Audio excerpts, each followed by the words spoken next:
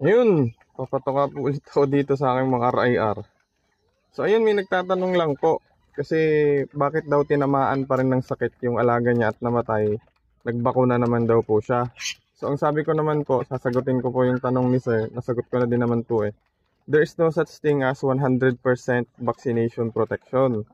So depende po kasi yan sa resistensya ng ating mga alaga.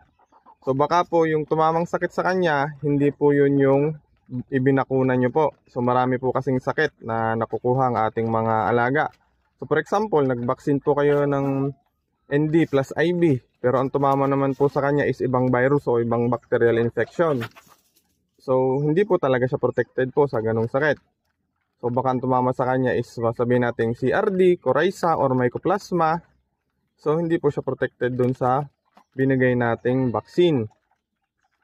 So nakadepende pa rin po kasi yan sa resistensya ng ating mga alaga. So ano din, maidagdag ko lang din po sa handling din po ng vaccine. Baka po mamaya live vaccine yung ginamit natin, hindi po natin na-handle ng maayos. Baka namatay na po yung bakuna bago pa natin maibakuna.